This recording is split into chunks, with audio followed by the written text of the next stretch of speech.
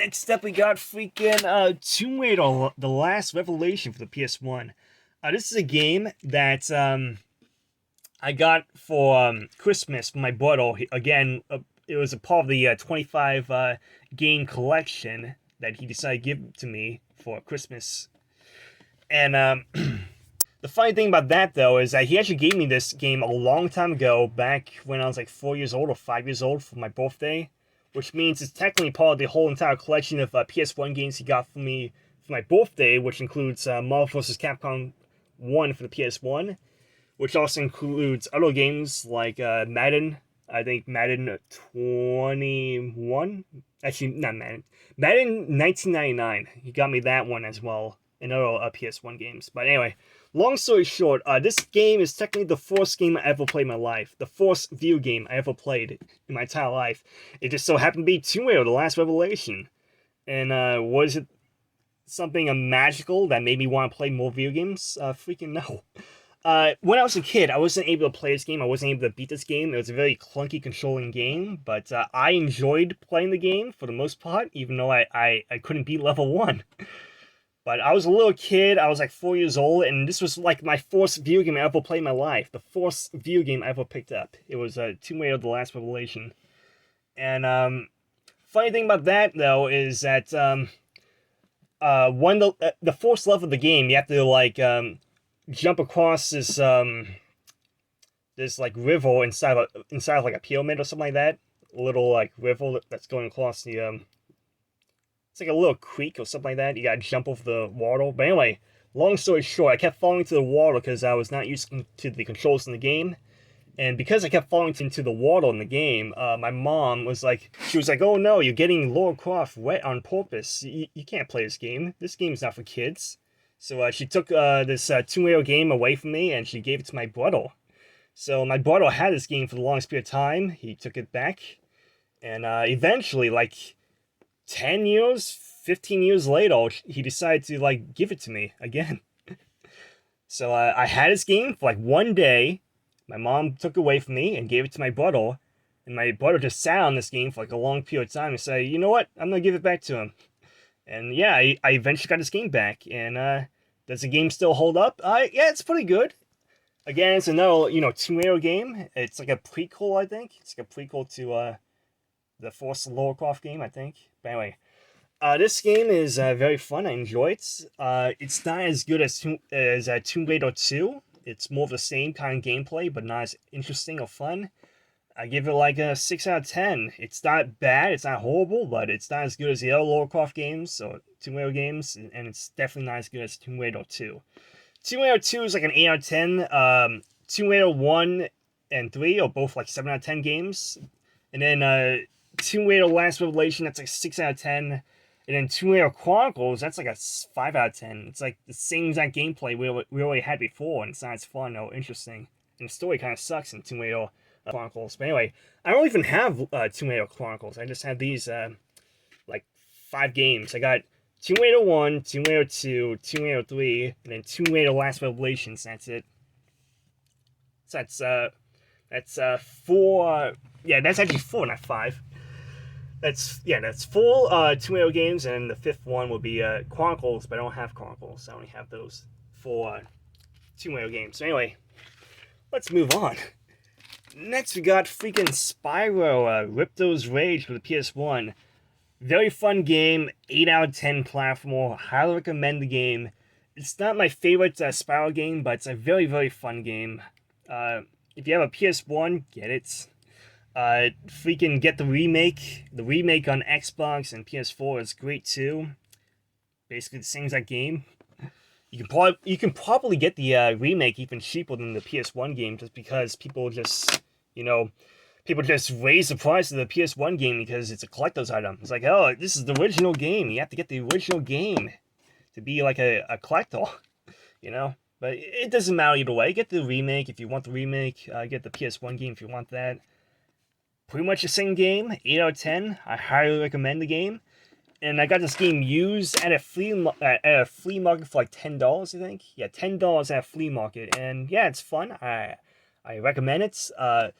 I bought this game back when I didn't have an Xbox, so I had zero plans on buying like a the remake because I didn't have an Xbox. But like a few years after that, I bought an Xbox for like $100, an Xbox One, and then I bought the remake. But is it better than the remake, the original? It's about the same. It's about the same. It's all about taste. Do you want the classic or do you want the new HD graphics? But yeah, I do recommend the game. It's fun. Give it like an 8 out of 10. And I got that game for like $10 at Flea Market. Oh yeah. Next we got freaking Spyro. The Year of the Dragon for the PS1. This is Spyro 3, and I bought this game for $15 at Flea Market, and it's very fun. It's my favorite Spyro game. I give it like a 8 out of 10. It's very fun. I enjoy it. Highly recommend it. Definitely get the remake if you can get the remake. If you can't get the remake, or if you just prefer to have the PS1 Classic, get the PS1 Classic. I mean, you probably already own this game for the PS1. Let's be real, because if you own a PS1, you either have all the Spyro games, or you have all the Crash Bandicoot games, or you have both. Like, no one on the planet has a PS1 and doesn't have these Spyro games or the Crash Bandicoot games. But yeah, it's a fun game. I highly recommend it. Get the remake, or you can get this. I mean, this is probably more money than the remake, but either way, whatever makes you happy, do it. Next, we got freaking Rainbow Six Tom Clancy for the PS1. This game's a fun first-person shooter game for the PS1. I believe this came out back when the PS1 didn't have an analog stick, so imagine using the buttons to aim and shoot. That was a fantastic period of time when you had to use the buttons, the face buttons, triangle, square, circle, and X. It shoots the enemies. Yeah, that'd be freaking fantastic. But no, this game is actually compatible too with the analog stick as well as analog compatibility. So yeah. But imagine, like, using the directional pad only and then using the face buttons to shoot. That happened. Like, that was the thing back in the day. But I think 1 year later, they released it with analog support. Because, yeah, this is the Greatest Hits version. Yeah. So, Greatest Hits version has analog support. I think the original black case did not have analog support. At least I think so. But anyway, out of 10, I give this game, like, give it like a 6. Actually, I give it a 7. 7 out of 10 for the first-person shooter genre games, and I got this game used from my brother. Again, this is part of the 25-game box collection he gave to me for Christmas back in like 2015 or 2014. But it's a fun game. I recommend it. I don't highly recommend the game, but I do recommend the game. It's enjoyable. 7 out of 10. It's kind of its time because the controls are kind of clunky. It's like one of the first 3D first-person shooter games on the planet, but it's it's okay. 7 out of 10. Next, we got freaking Metal Gear Solid for the PS1. This game is yet another game that my brother got for me for Christmas back in 2015, 2014. Again, it's part of that whole 20 to 25 PS1 game collection in the box that he gave to me. But this game, freaking 8 out of 10. Very fun stealth game. I had a lot of fun with part 1, and in part 2, it doesn't exist.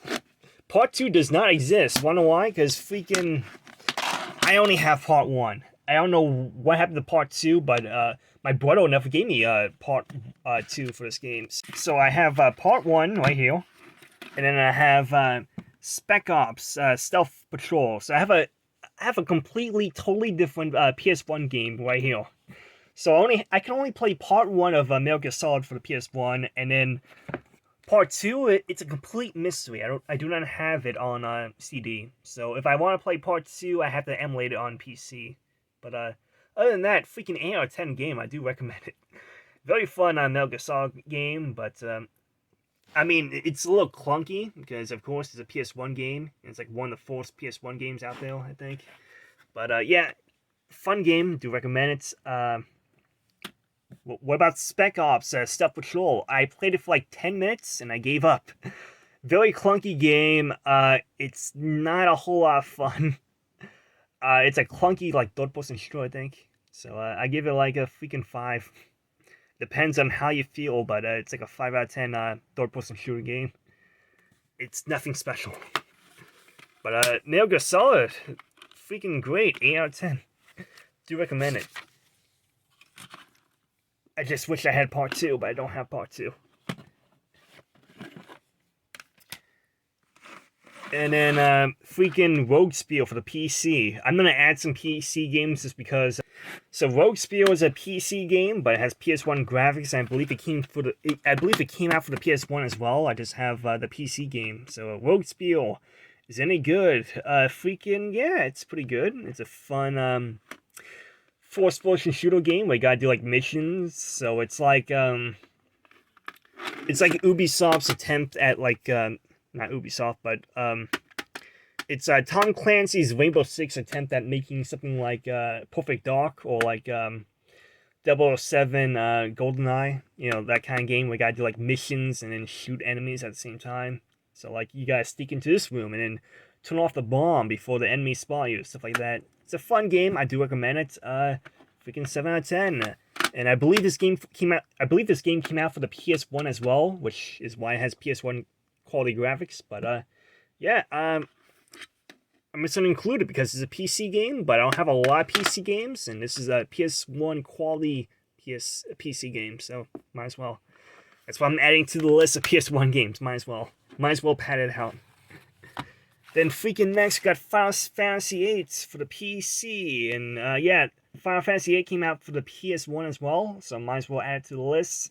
Because it's a PS1 quality game for the PC, and people know this game more for the PS1 than they do for the PC, so might as well add it. So Final Fantasy VIII for the PC is a good game. Yeah, it's pretty freaking good. I got this game used at an estate sale for like, I think $3. Yeah, I paid $3 for this game, and yeah, it's a fun game. It's a very long game. I don't have a lot of time to play it, but I played 45 minutes of this game, and it's a fun RPG. Give it like a 7 out of 10. And then Rogue Spiel, I think I didn't mention this, but I got Rogue Spiel at a estate sale as well.